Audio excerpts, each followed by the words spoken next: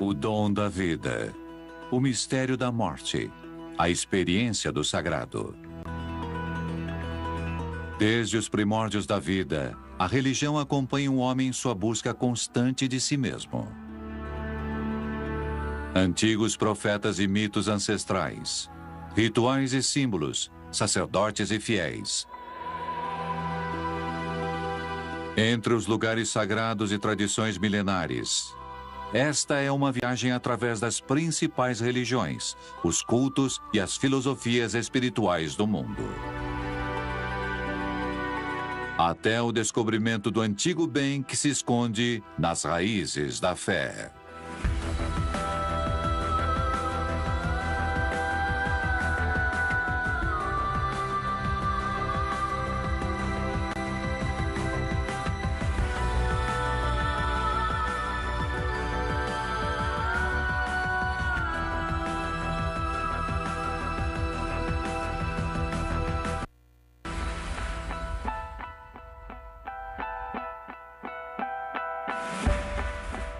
O martírio e o testemunho de Pedro foram um ponto de partida da Igreja Católica, o ramo principal do cristianismo.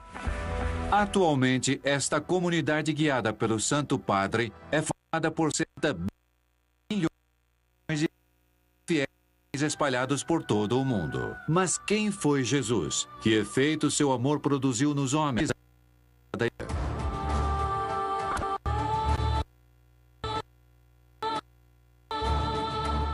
Durante o governo de César Augusto, a Palestina era uma província pertencente ao Império Romano. Uma jovem judia virgem chamada Maria, que era a noiva prometida de José, da estirpe do rei Davi, recebeu a visita do anjo Gabriel, que anunciou que ela conceberia um filho que seria engendrado pelo Espírito Santo. Ele deveria chamar-se Jesus, o Messias, e seria aquele que salvaria seu povo de todos os pecados. Maria aceitou com alegria um homem.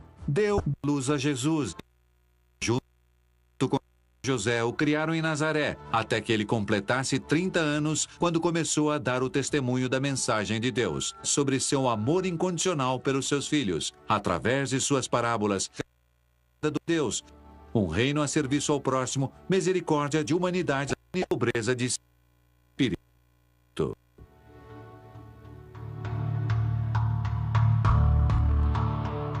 Durante aquele período, um grupo de discípulos começou a se aproximar do Mestre, acompanhando-o em seu caminho enquanto pregava e realizava curas milagrosas entre o povo.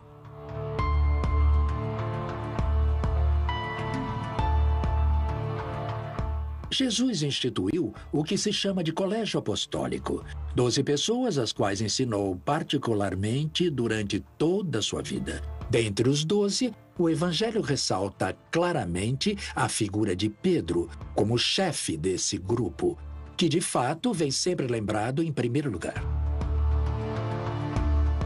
O anúncio da Boa Nova atraiu sobre Jesus a suspeita e o ódio, tanto dos sacerdotes como dos fariseus, Deus, a qual se deve temer e venerar através do respeito à lei.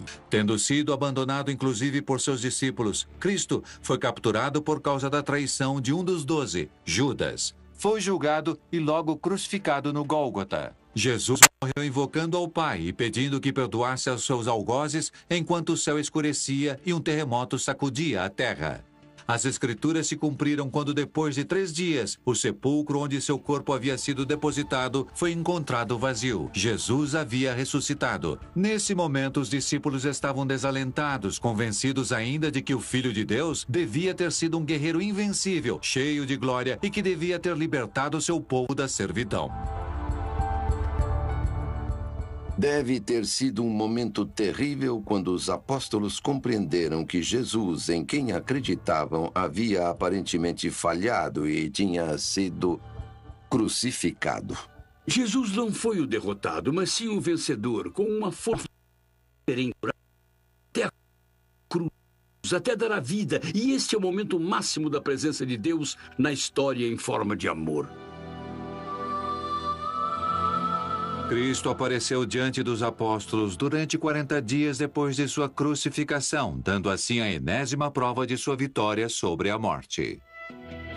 Antes de ascender ao céu e retornar à casa do Pai, Jesus encarregou a seus discípulos a missão de continuar com sua obra de anunciar e testemunhar o Evangelho. Dentre eles, o Messias elegeu Pedro como a pedra sobre a qual edificaria a sua igreja, apesar deste ter renegado o Filho de Deus durante sua captura. Aquele foi o nascimento da forma de cristianismo conhecida como catolicismo. Podemos dizer que o cristianismo é católico, quer dizer universal. A palavra católico é dada em todas as raças.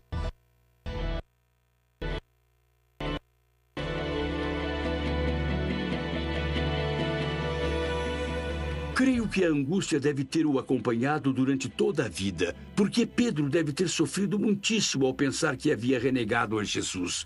Mas naquele simples olhar, não só reconheceu que a potência de Deus é a potência do amor, e também a aplicou a si mesmo. Se Deus é amor, então estará disposto a perdoar-me, e acreditou no amor de Deus.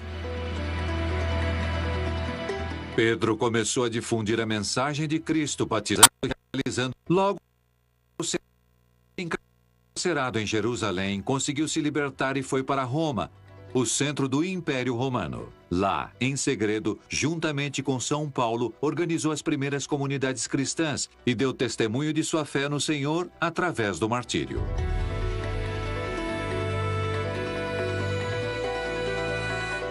Durante a perseguição de Nero, entre os anos 64 e 67, foi assassinado o chefe dessa pequena comunidade nascente.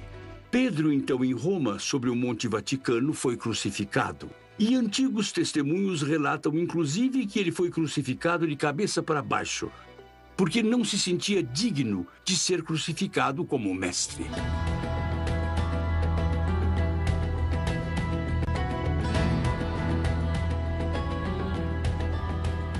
As mais do frente à vida. Pobre, uma pessoa humilde, pescador, mas cheio de ímpeto. Possuidor de uma...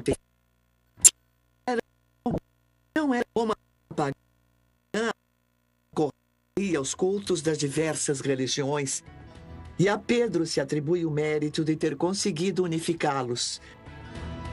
De criar, a partir de tantos cultos, um culto único, de lhe dar um sentido e, sobretudo, dar consciência ao homem daquela época. Uma nova consciência.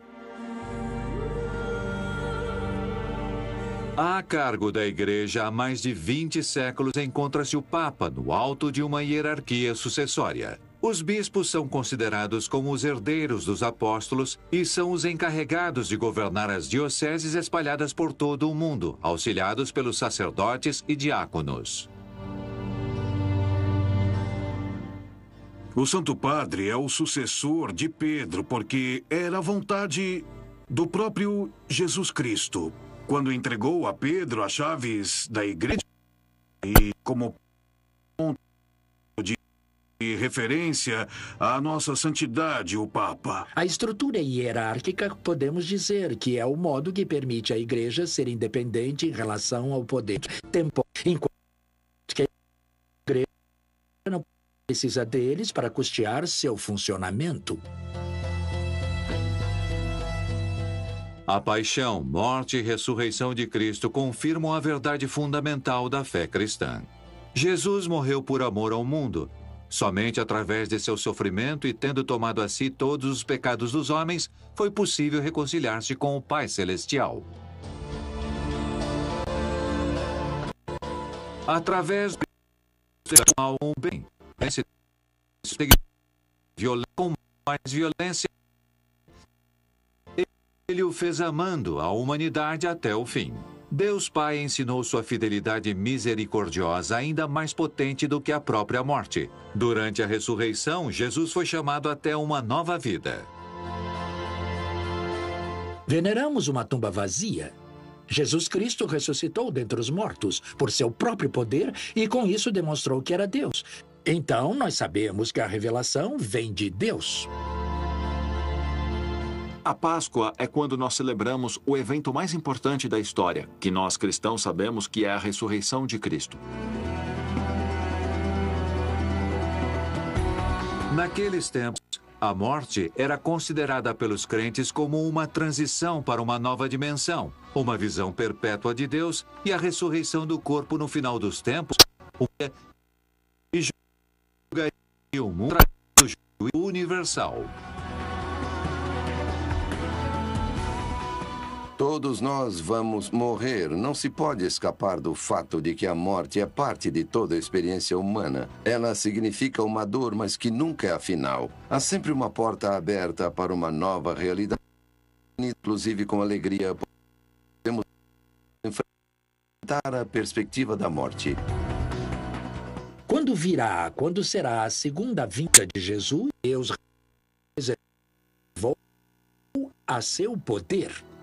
E nos convida, nós, seres humanos, a estar vigilantes, ou seja, a viver bem nossas vidas, sabendo que a qualquer momento poderemos nos apresentar diante de Deus e devemos estar preparados. Durante a morte, a alma imortal separa-se do corpo para logo ser julgada imediatamente. Dependendo da qualidade de vida terrena que teve, é possível a beatificação por ou a condenação no inferno. Deus deseja a salvação para cada homem e oferece sempre seu perdão sem intenção de impor seu amor misericordioso. A liberdade é o grande presente que Ele deu aos homens. Essa liberdade nos permite amar a Deus como queremos e buscá-lo, inclusive evitando as coisas que nos afastam de Deus. E se às vezes não o fazemos, é porque nos deixamos levar por tendências menos boas. Então aí, a parte de Deus é justo e tem de castigar o mal. Mas, sem dúvida alguma, Deus é, sobretudo, misericordioso. Durante a vida nos dá inúmeras oportunidades de nos voltarmos até Ele. O texto sagrado da Igreja é a Bíblia cristã, composta pelo Antigo e Novo Testamento. O primeiro é constituído essencialmente pelas escrituras herdadas da tradição judaica. E o segundo, por sua vez, é composto por escritos sobre a vida e a mensagem de Cristo, dentre os quais se destacam os 4 evangelhos dos apóstolos Marcos, Mateus, Lucas e João. A figura de Jesus Cristo encontra-se precisamente no centro desses dois mundos, o mundo antigo e o mundo novo, coroando o antigo e depois começando com o novo. A interpretação da Bíblia é um processo contínuo, entre outras coisas, porque o Espírito Santo está vivo na Igreja, ilumina os fiéis e, portanto, ajuda a interpretá-la ainda hoje.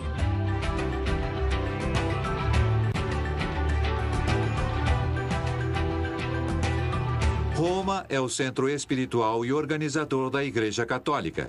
De fato, a Santa Sé, localizada no Vaticano, é o lugar onde residem tanto o Santo Padre quanto o Colégio Cardinalício.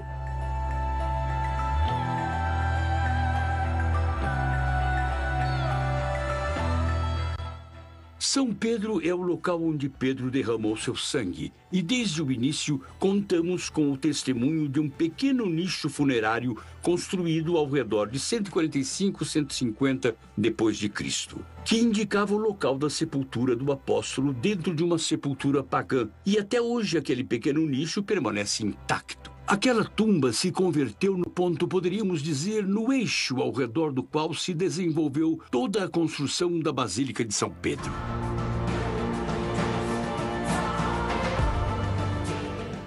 Paulo foi martirizado ao sul da cidade, não muito longe de onde hoje em dia se situa a Basílica de São Paulo. E seu corpo foi trazido até um cemitério próximo ao rio Tibre, sendo aí enterrado em uma tumba simples. Cerca de uns 300 anos depois, foi construída a primeira basílica, graças à luta do imperador Constantino, que incentivou a tolerância e assim fomentou o cristianismo.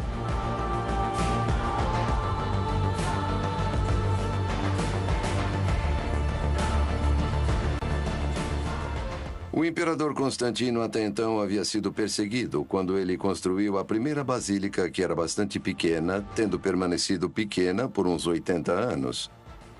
Devido à grande quantidade de pessoas que haviam se convertido ao cristianismo, ela foi demolida e se construiu uma segunda basílica.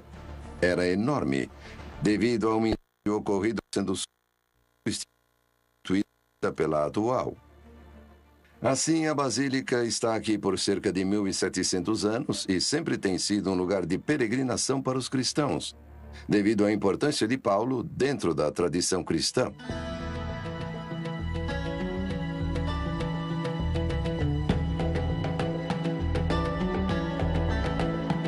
Além de Roma, os locais relacionados com a vida de Jesus constituem as principais metas de peregrinação para milhares de fiéis.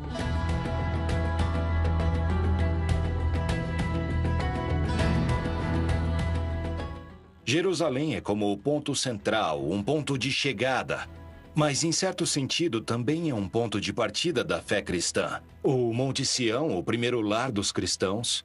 O Santo Sepulcro, atualmente coroado por uma basílica que de fato se remonta às épocas medievais. O Horto das Oliveiras, os cristãos vão até esse lugar para orar e, sobretudo, para recordar a traição sofrida por Cristo. E temos a cidade de Magdala, às margens do Lago da Galileia. Era uma das principais.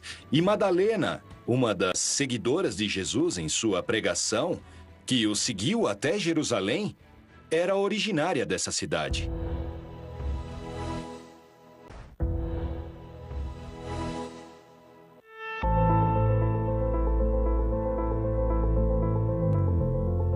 Logo ao ser escolhido por Jesus Cristo como a pedra sobre a qual edificaria sua igreja, Pedro organizou as primeiras comunidades cristãs em Roma, onde morreu martirizado.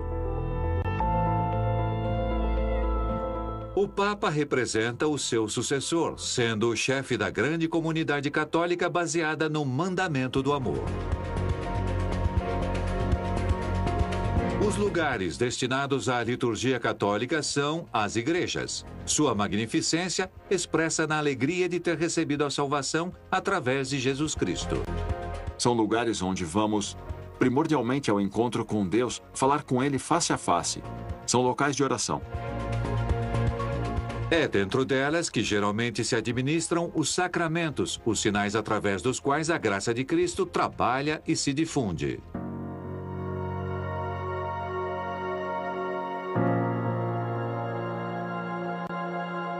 Os sacramentos da igreja são 7.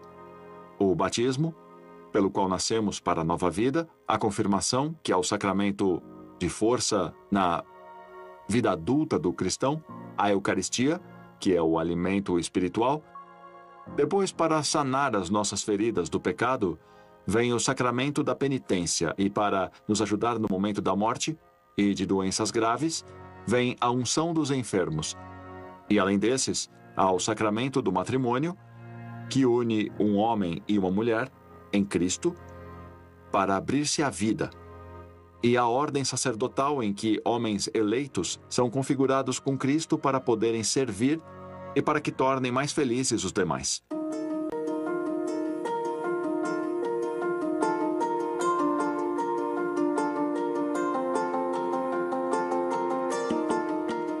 Bom dia, crianças! Bom dia! Estão prontos? Sim! E para onde vamos hoje? Para o batismo da Sara!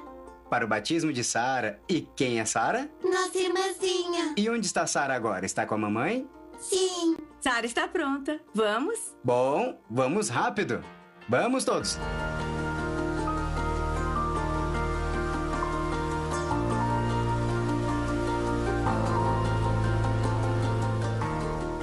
Estamos aqui na Itália para batizar a nossa filha mais nova, Sara.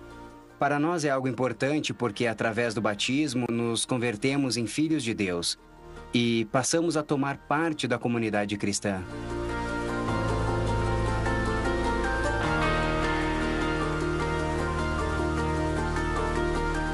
Sara, eu te batizo em nome do Pai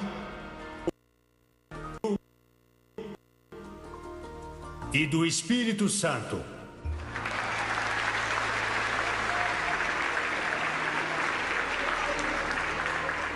O sacramento do batismo é a porta através da qual uma pessoa entra na vida de fé, na comunidade cristã, na comunidade dos crentes, um sinal de que logo irá se preenchendo de experiências e de conteúdo, à medida que a criança vai crescendo em conhecimento e aprofundando a fé cristã. Com o tempo, a Igreja Católica conseguiu desenvolver uma grande sensibilidade pela arte. Da mesma maneira que Deus se encarna em Cristo, tanto a pintura como a escultura e a arquitetura são os meios utilizados para expressar materialmente a beleza da criação.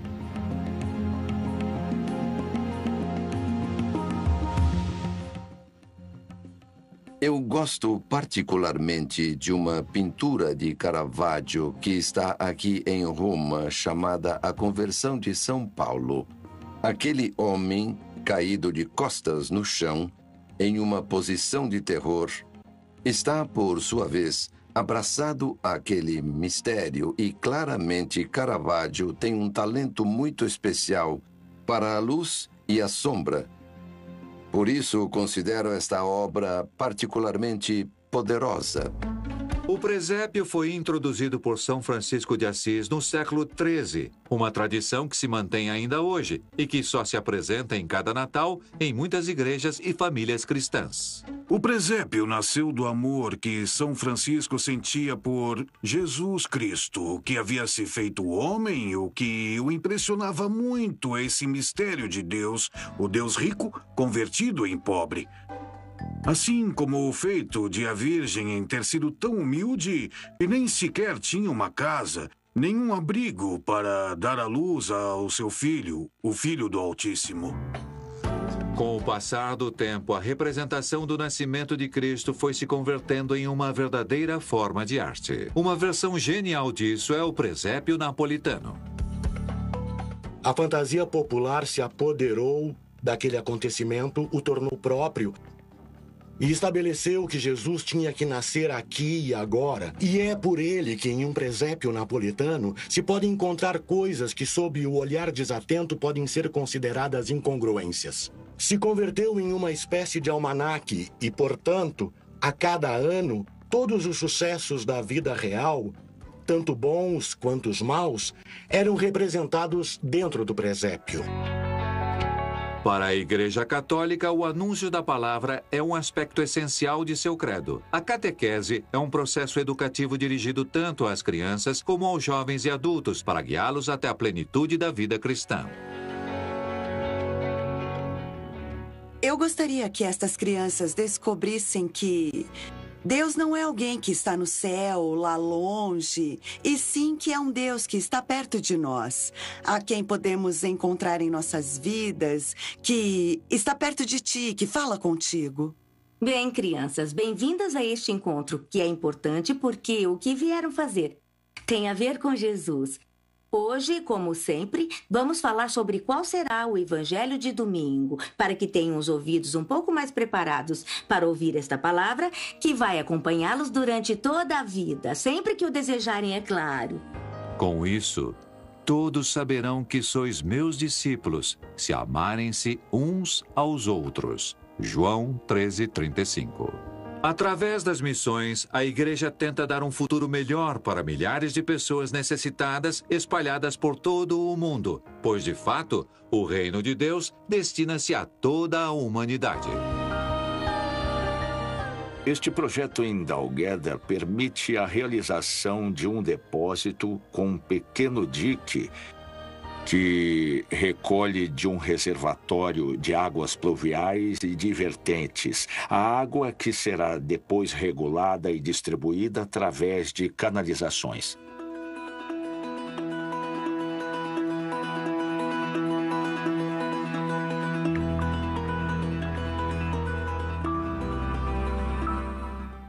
As exigências particulares da vida não são apenas de pão e vinho, e sim um conjunto de interconexões humanas que tem a ver com uma boa vivência social, uma atmosfera e um entorno de justiça, de paz e de amor.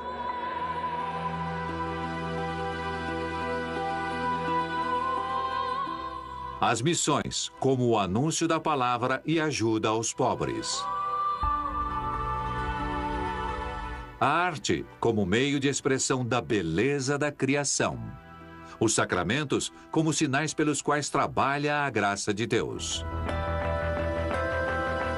Roma, como centro espiritual e organizacional da Igreja. A paixão, morte e ressurreição de Cristo como a verdade fundamental da fé cristã. O amor de Pedro, humilde servo de Deus que indica o caminho até o nascimento da Igreja Católica.